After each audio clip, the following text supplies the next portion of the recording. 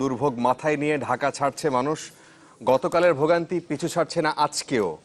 মাটির টানে সকাল থেকে মহাসড়কে জনস্রোত নামলেও ভয়াবহ যানজটে নাস্তানাবুদ ঘরে ফেরা মানুষ।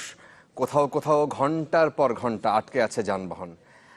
বিশেষ করে পাটুলিয়া দৌলদিয়া এই নৌরুটে এখন পর্যন্ত কয়েক কিলোমিটার জুড়ে যানবাহনের সারি দেখা যাচ্ছে।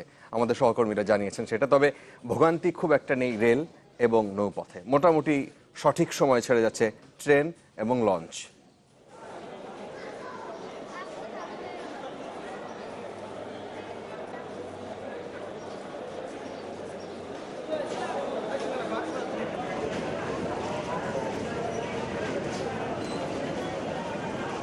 বাস টার্মিনাল, রেল স্টেশন, নৌঘাট সবখানেই বাড়ির পানে ছুটে যাওয়া মানুষের ভিড়।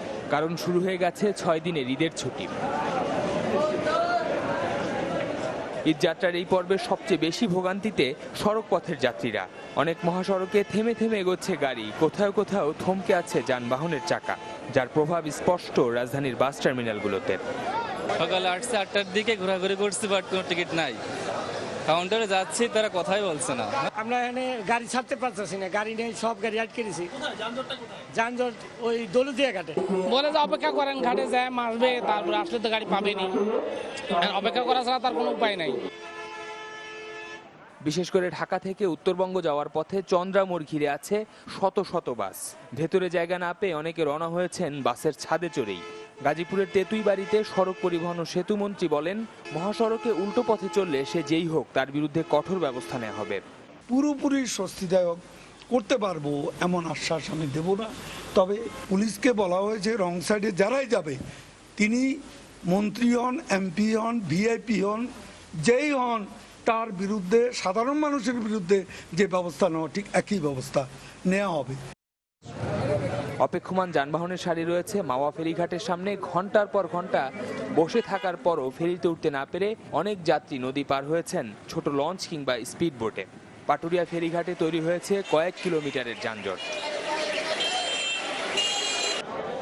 শুক্রবার বিকেলের পর মানুষের ভিড় বেড়েছে সদরঘাট লঞ্চ টার্মিনালে। লঞ্চ টার্মিনাল পরিদর্শন শেষে নৌপরিবহন মন্ত্রী সাংবাদিকদের প্রশ্নের জবাবে বলেন, বৃষ্টি হলে ঝুঁকি নিয়ে কেউ ছাদে উঠত না।